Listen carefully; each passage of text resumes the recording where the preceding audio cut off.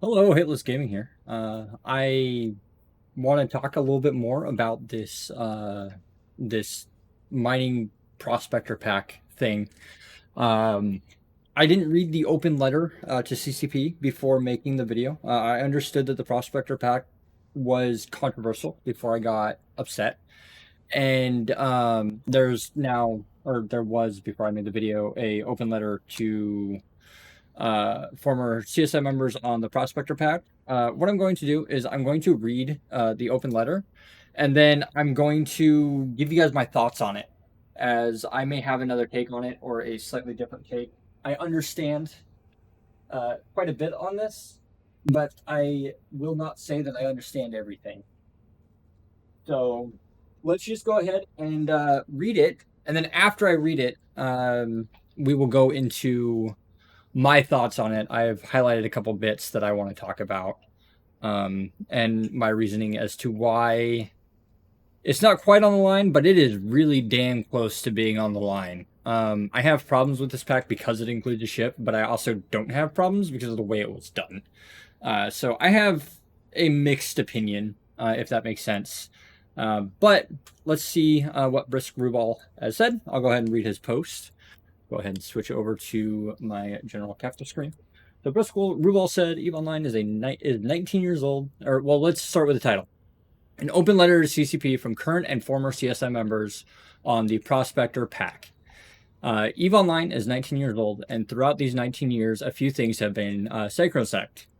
I don't know what sacrosanct means, but I mean that. But I believe that word means that it's sacred or should not be changed or should be the same no matter what. Is my understanding of that word, and we'll just move on. Maybe somebody has a better clarification of the definition of that word. I could Google it, but it's a reason for you guys to comment below. Things like actual loss, player agency, the ability of players to write their own stories, the player-driven economy. This is the big one in this topic. And the age-old never fly what you can't afford to lose have been fundamental to creating the backbone of what this game is and has been. One issue that has been perennial in player concern is that the monetization as EVE transitions from a subscription-based game to free-to-play. With the introduction of cosmetic skill extractors, players have focused heavily on how CCP monetizes EVE. From the 2011 Summer of Rage to the monthly complaints from players over different ads and new monetization schemes. No one can argue that the core player base in EVE Online cares deeply about the monetization and is highly skeptical about the direction of CCP monetization. Or about the direction CCP monetization has been going.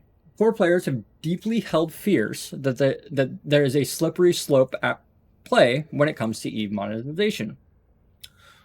And what was treated before as something CCP should never do, for example, directly selling skill points to players, is eventually accepted, and CSM and CCP have had a constant stream of communication on these issues over the years as a group of former CSM members, many having served in multiple CSMs so far. We can say from personal experience that every single one has seen in-depth, constant discussion between CSM and CCP on these issues. We brought them up with every single person in senior leadership from the CEO down. The one line we have always said should never be crossed is selling of fitted ships. This has been consistent and has been long held and passionately held by most core members.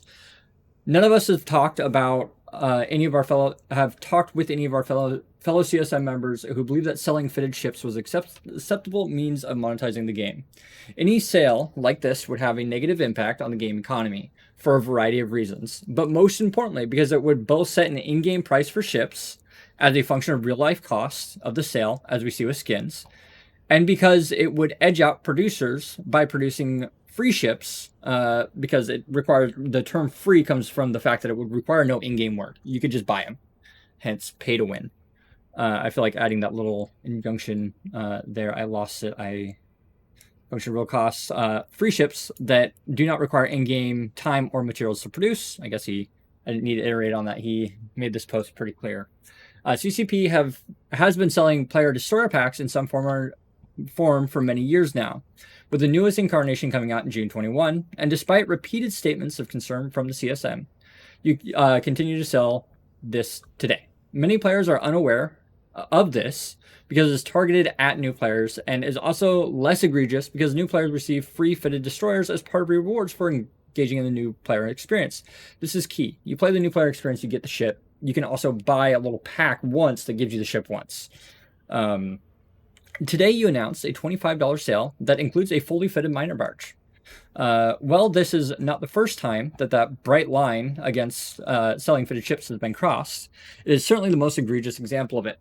Let me be clear, we do not support the sell. We cannot speak for all of our colleagues, but we have not yet spoken with a single existing player who supports the sell. And we think it represents a serious misjudgment on the part of CCP leadership that the player base would accept such a sale. We are aware of the argument that can be made in favor of the sell, that it is marketed to new players is obvious, given the addition of the skills needed to fly the ship and the rest that is included with this pack. That does not make it acceptable. If CCP wants new players to have an easier transition into the mining business, making the ship a final reward for completing the new MPE would be a better option, even though that is also fraught with potential impacts and in-game economy that should be reviewed. And yes, while it is possible for a new player to purchase via Plex all these items, if he or she chooses to do so, that at least requires them to exchange real money for ISK in the game and go through all the usual steps any players need to train, fit out, and use a ship. All skills that new players need to have and should be reinforced. So when you lose a ship, buying a ship and reshipping it should be something that you go through. We cannot, in good faith, tell any players concerned with the sell that this is as far as the line goes, because we've seen twice now CCP willingly cross a line that we were confident was strictly off limits. The concerns that players have that CCP will begin selling cruisers, battleships, carriers, dreads, even super carriers and titans fitted ships for cash concerns some of us would have said were unfounded just yesterday are legitimate now and should be listened to. This week, we saw an introduction of a patch that represented a major step forward in rebuilding trust between CCP, and after more than a year's worth of changes to the game that have been deeply unpopular, this type of sale, especially sprung without consultation with the CSM, has the potential to wipe out all that progress if it already hasn't. We urge new players, we urge you to listen to player sentiment and pull the sale immediately, and commit publicly to acknowledging that the monetization line of selling fitted ships, or frankly any object in the game that is designed to be created by players through ratting industry or some other in-game action as part of the in-game economy be off limits in future monetization. The core issue here that a lot of the community has, and what is being represented here, is if you sell a ship for money and somebody can say, hey, I'm going to buy that ship and fly it, or buy that ship and sell it, then they can sit there and just reship the ship or redo the ship. So like, for example, if a Titan can be purchased, then the game quickly becomes pay to win, as you can reship your ship with money. It doesn't matter. In-game value is inconsequential, and if we remove in-game value and player work and player the reason to play the game, because if we play the game, we do work, we get rewarded for work by our ships, we go play in our ships and have fun. Whereas if somebody can go buy $20 and have that same fun without the work being done, it makes that work not valuable anymore. It just makes the ship valuable and the work doesn't matter. So that completely destroys the ability for players to play for free. Yes, this is weird to say, but work needs to be done in game for ships to produce so that Plex holds value, so that somebody can meaningfully play the game, make a product, sell it, and be able to Plex their account.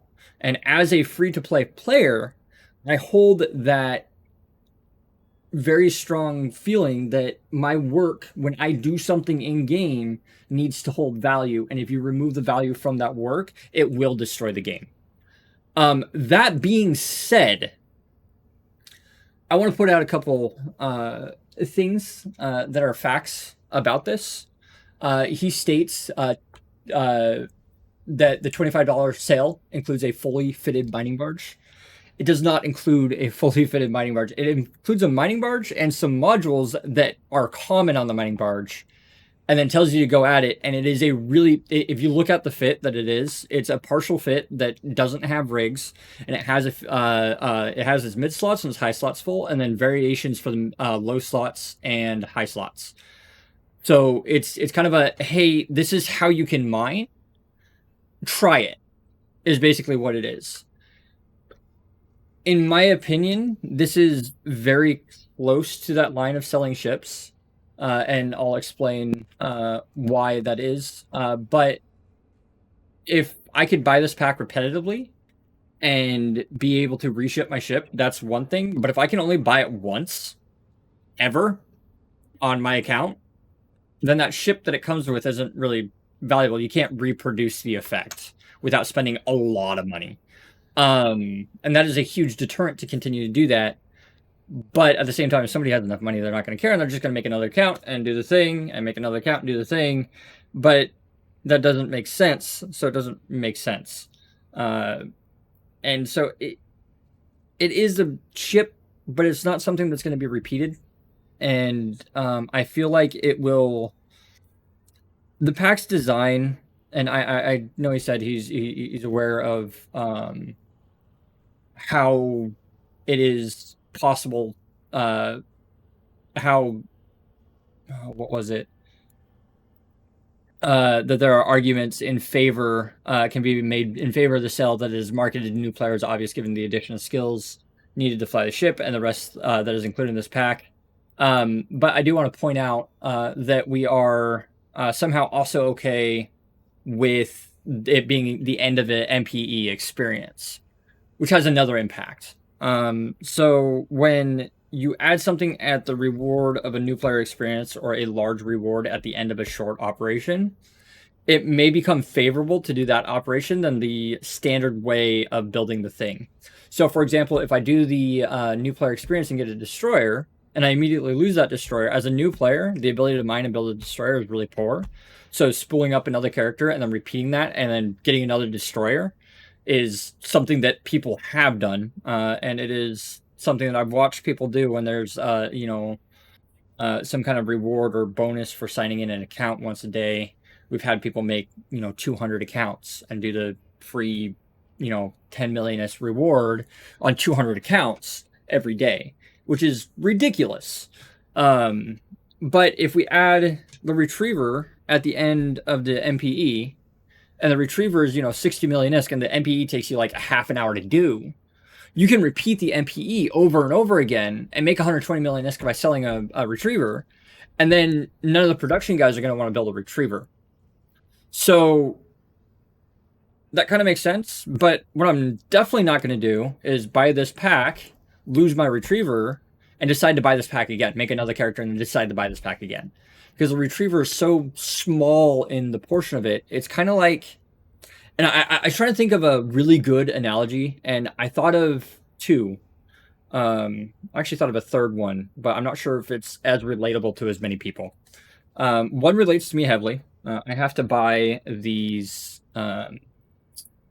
test strips. I'm a diabetic. I am a type 1 diabetic, and these test strips are sold for $1 a piece. They come in little packs of, there's 50 of them in this box, and I have to buy these to test my blood sugar. Now, what's really weird, really marketing ploy that the sellers of these test strips do is they'll sell you the meter, right? They'll sell you a meter with 50 of these, or with 25 of these, and the meter for like $26. So it's $1 more to buy the meter and 25 test strips than it would be to buy the test strip alone. Now, one could argue that I'm buying the meter for $25 and I'm getting the test strips for free. And in that case, it doesn't make sense for me to go build test strips. It makes sense for me to just buy more meters, right? And I mean, then I end up with a crap ton of meters. It doesn't make sense. Another analogy is like giving somebody, and the comparison here is buying the character or buying a new account with the skills and the ability to fly.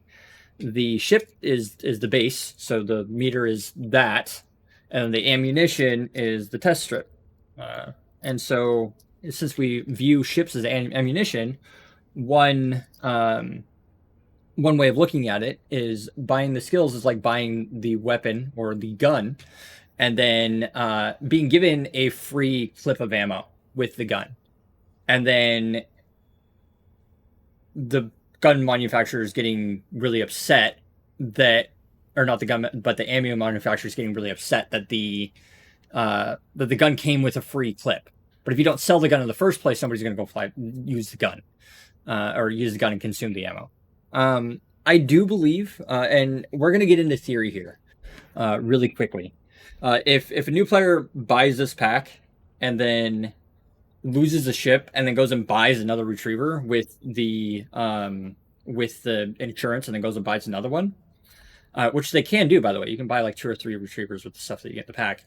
That would arguably lead to more need for production, more need for player work, which would be good for the economy.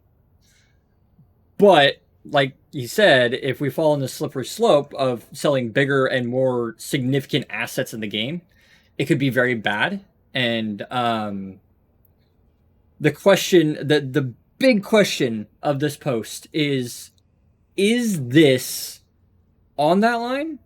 Is it on the other side of that line? Or is it okay? And if we allow this, are they going to creep forward more? And should we draw the line here? Or should we draw the line at, battleships? Where should we draw that line of buying a ship in the game as far as, ship value and how much it should cost and shouldn't be buyable? Like, you shouldn't be able to lose a ship, pull out your wallet, open your credit card, replace your ship, and then carry on. That should not be a thing. You should have to go through, if you spend money on the game, that money needs to go to supporting a player's subscription for the month or whatever. It needs to go and hold value of in-game work. Whereas if we can just buy the ship, I know it doesn't seem like a big difference to those that are wallet warriors and those that do like to just pay to play. But if the exchange of in-game work for Plex value doesn't happen, or in-game work for real-world value doesn't happen, then it will break the game, and this game will not be sustainable anymore. And that's why this is such a controversy. That's why people are talking about it so much. That's why people are up in arms. I understand it. And then opinion time. In my opinion, they are very close to that line. They are right there. I would get pretty upset if they allowed, fully fitted, if this was fully fitted or something that wasn't as throwawayable or was a significant, like if this was like $1 for a retriever, and they sold, like, if you bought this pack, you can buy an additional pack for $1 for another retriever, I'd be pretty freaking pissed. But since it is a one-time purchase, I can show you on my account, I can't buy it again that I bought it because I wanted to see exactly what it was and exactly what it included and where the value of it lay of purchasing the pack. But you can only purchase it once per account. That's it. And transferring a character to purchase it again to buy another retriever doesn't make sense. Transferring the character to another account it costs $20 to transfer a character to another account, by the way. And that's the thing. It makes more sense just to Omega the account again or buy a pack of Plex. Like, it doesn't make sense to transfer the character just to get the thing. And it's just kind of one of those things. I know this is a controversial topic. I know that by controversial, I mean people are up in arms about it. They're excited. They're having fun. I want for people to discuss this and make their opinions heard to CCP, good or bad. Because things like this have a big impact on our game, and I do believe that we are very, very, very close to that red line of it being not okay. I don't personally believe that it's on the line, but it is very close. And it does make me uncomfortable, and I can understand why CSM would be uncomfortable, especially with them unable or not talking to CSM first about this. But yeah, I just thought I'd throw my 2 cents out there on this discussion that's happening and why people are upset about it. And yeah, talking head video. I hope you guys enjoyed it. Normally I don't get into politics much of the game, as this kind of falls under politics because we have a lot. But your value should your work in the game should be valuable. If you mine so much ore and you build a ship, you should be able to sell that ship for risk.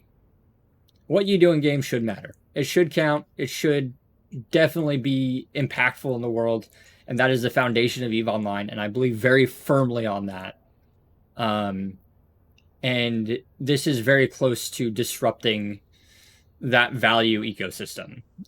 It's not quite, throwing toxic sludge in the system. It's kind of like we dropped a drop of oil. This is a problem if it persists, but we can fix it and we can move forward and learn and grow. That we do not believe that buying ships is okay. But yeah, if we had like $1 for a retriever pack, I would be losing my shit right now. But it is not that. It's a weird sale, and it is very, very close to that line of not okay. And it's really hard to discern where exactly that line is. And the slippery slope argument in itself alone without support of it, but we've seen historical little bitty steps of things. One point that he pointed out is the buying skills directly. I personally didn't have a problem when that happened because, I mean, you already buy skills directly from CCP anyways. All skills are purchased.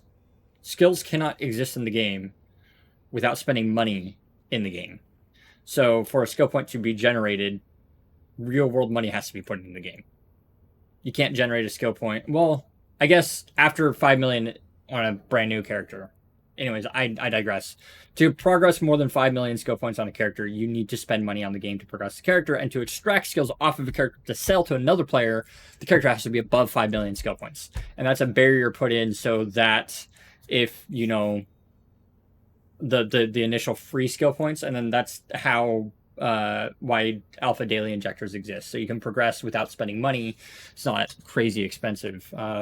Anyways, we could talk about this all day. I will be keeping a close eye on comments on this video. I want to hear you guys' opinions, and I want you guys to try and keep it civil, as I always say. Just don't get angry at each other. Feel free to attack ideas. Feel free to attack ways of thinking, but do not make personal attacks on my channel. We don't tolerate that here at Hateless Gaming at all. Attacking people personally is unacceptable. We strive to grow and bring each other up, and this is an opportunity for us to showcase that and for us to help each other understand each other's opinions, and I hope that we can do that. Anyways, fly fun, continue bringing each other up, and I will see you guys in the next one.